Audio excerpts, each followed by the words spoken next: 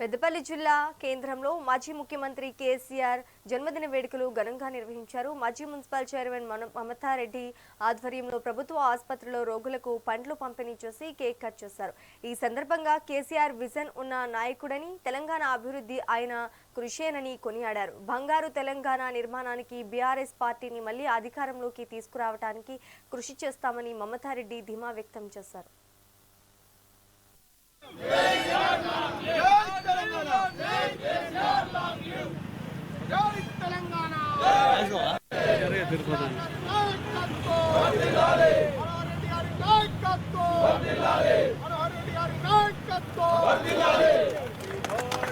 రాష్ట్ర సాధకుడు, తెలంగాణ తొలి ముఖ్యమంత్రి,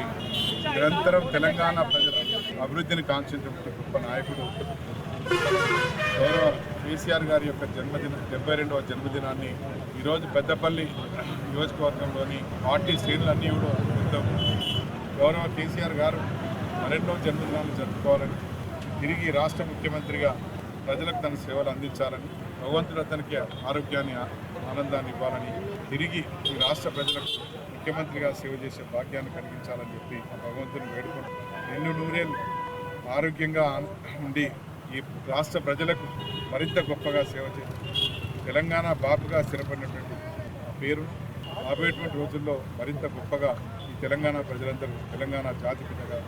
తెలంగాణ బాపుగా తెలుసుకోవాలని కోరుకుంటూ ఈ జన్మదిన సందర్భంగా నియోజకవర్గ ప్రజలందరికీ,